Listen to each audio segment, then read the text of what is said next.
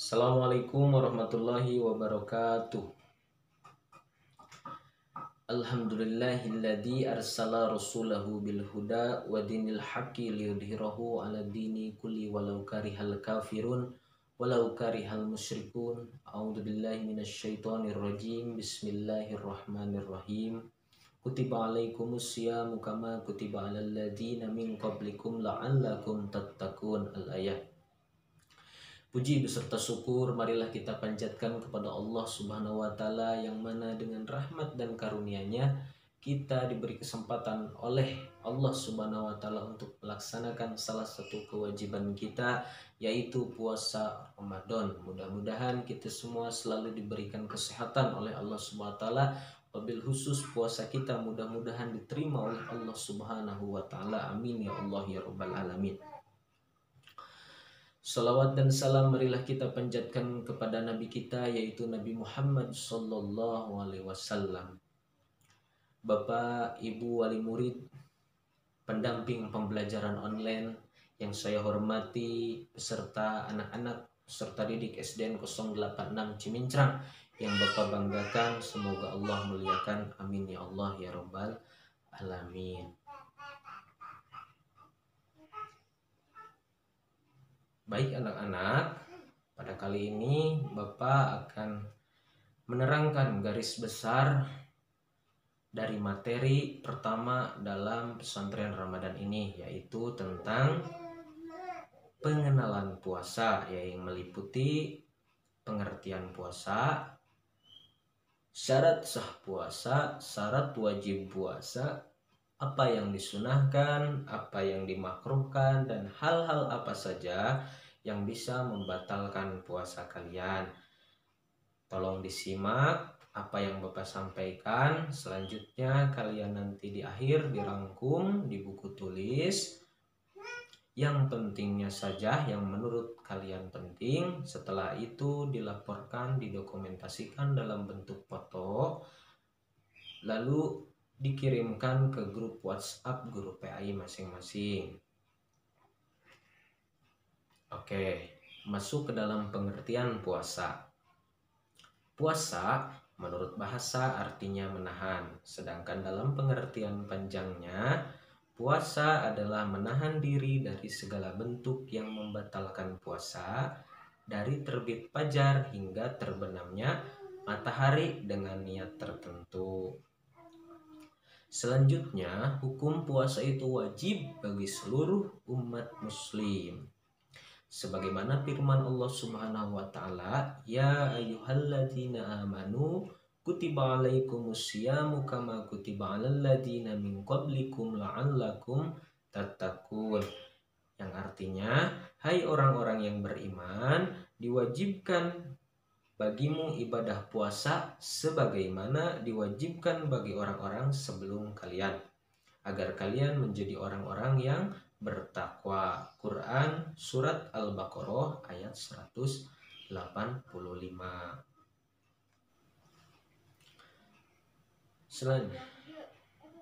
Selanjutnya, syarat wajib puasa.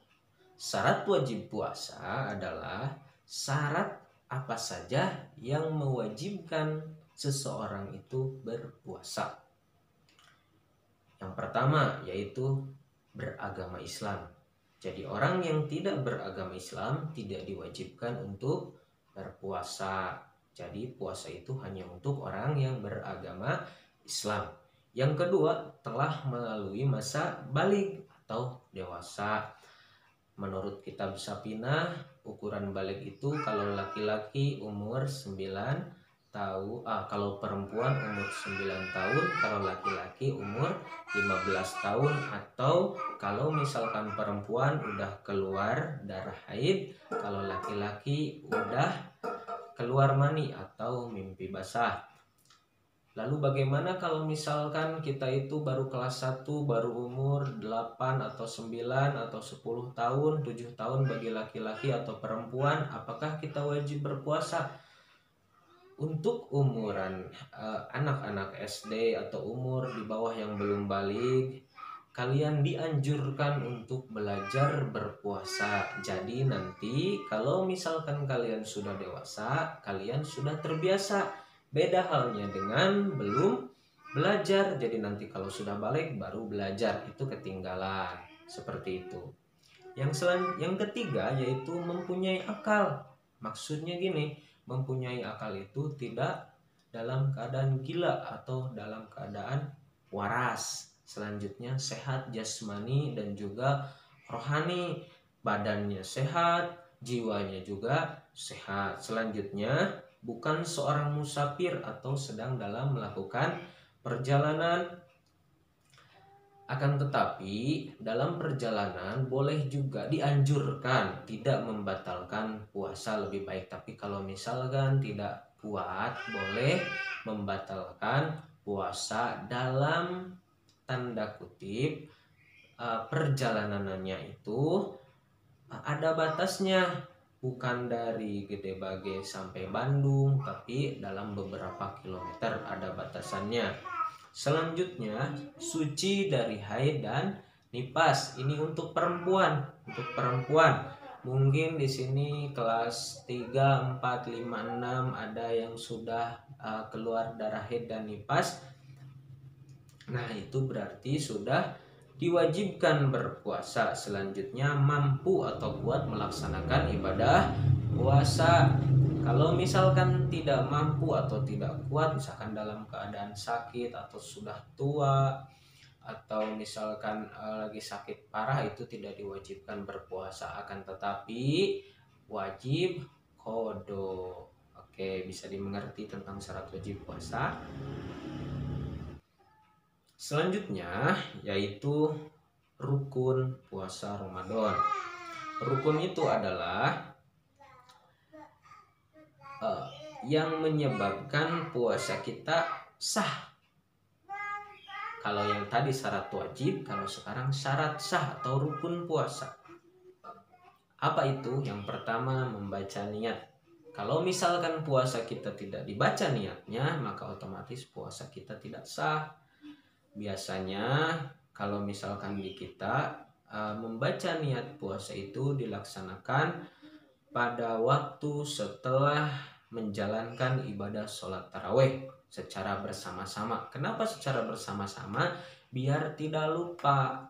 Adapun nanti kalau misalkan belum kelewat setelah menjalankan sholat tarawih, boleh dibaca pas sahur, setelah sahur atau sebelum sahur boleh, asalkan tidak melewati subuh. Karena kalau misalkan melewati subuh itu sudah tidak bisa. Beda halnya dengan puasa sunnah. Kalau puasa sunnah itu masih bisa seperti itu. Selanjutnya rukun puasa yaitu menahan diri dari segala sesuatu yang membatalkan puasa. Salah satunya makan, minum, atau hal-hal yang membatalkan puasa lainnya. Seperti itu. Selanjutnya, hal yang sunnah ketika berpuasa. Ini penting. Kenapa? Karena pada bulan puasa Ramadan itu kita itu panen. Kalau misalkan kita bercocok tanam nih padi, nah pas bulan Ramadan itu waktunya kita panen besar-besaran. Nah, sunnah itu penting. Di samping yang wajib ya, sunnah itu penting biar kita banyak sekali mendapatkan pahala di bulan suci Ramadan ini. Salah satunya yaitu melaksanakan sahur. Sahur itu makan di waktu pagi hari atau sebelum imsak, itu sahur. Disunahkan membaca sahur, niat nawaitu tasahuri sunnata lillahi ta'ala, lalu makan sahur. Nah, itu hukumnya sunnah. Selanjutnya, segera berbuka ketika waktu sudah azan maghrib. Nah, ini bagus. Di samping kita haus pengen cepat berbuka, itu juga sunnah. Pas langsung adzan langsung buka, tapi jangan banyak-banyak juga. Cukup dengan minum air putih atau minum 3, sunnahnya minum makan kurma 3 biji. Setelah itu laksanakan sholat maghrib biar tidak kekenyangan. Setelah itu boleh makan juga tidak harus banyak-banyak, karena nanti kalau banyak-banyak kemerkaan, tidak bisa melaksanakan sholat sunnah taraweh. Selanjutnya, membaca doa ketika buka puasa. Sebagaimana kita ketahui, doa buka puasa yaitu Allahumma laka sumtu wa bika amantu wa la rizqika abtartu birahmatika ya arhamar rahimin. Itu hukumnya sunnah. Selanjutnya, berbuka dengan yang manis-manis. Salah satu yang tadi Bapak sebutkan yaitu kurma atau buah-buahan yang lainnya yang ada di Indonesia nih. Ada pisang dan lain sebagainya. Selanjutnya, memberi makan pada orang yang berbuka. Terakhir, memperbanyak ibadah dan berderma, dan masih banyak lagi. Oke, selanjutnya yaitu hal-hal yang membolehkan untuk tidak berpuasa. Ini ada hal-hal yang boleh nih tidak berpuasa. Yang pertama, dalam perjalanan jauh. Ini kalau gak salah ini dalam kurun waktu 70 sampai 90 km jaraknya itu baru boleh membatalkan puasa. Akan tetapi perlu diingat, itu hanya boleh, tetapi tidak dianjurkan untuk membatalkan puasa. Justru Nabi Muhammad menganjurkan untuk tetap menjaga puasanya. Yang kedua, orang tua yang berusia lanjut, umur 70, 89 tahun, 90 tahun ke atas, itu tidak dianjurkan, boleh tidak berpuasa. Karena kan tadi dalam syaratnya juga mampu. Kalau misalkan orang tuanya udah tidak mampu, itu boleh tidak berpuasa. Nanti kalau misalkan tidak bisa dengan qada, boleh diganti dengan fidyah. Selanjutnya, dalam keadaan sakit. Sakit di sini juga bukan sakit yang ringan-ringan seperti misalkan sakit tenggorokan atau gatal-gatal, bukan.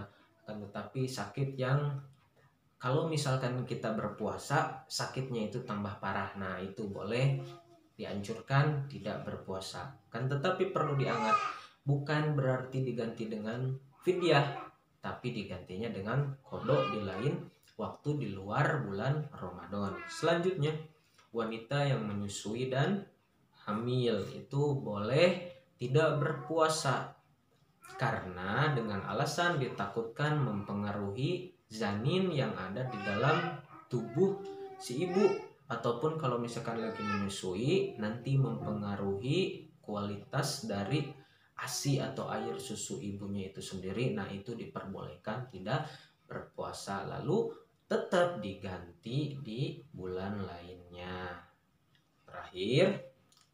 Yang terakhir, hikmah dari puasa Ramadan itu sendiri. Hikmahnya yang pertama, melatih kesabaran kita. Yang kedua, membentuk akhlakul karimah kita. Yang ketiga, mempengaruhi kondisi fisik menjadi sehat, karena puasa itu bisa menjadikan kita menjadi sehat.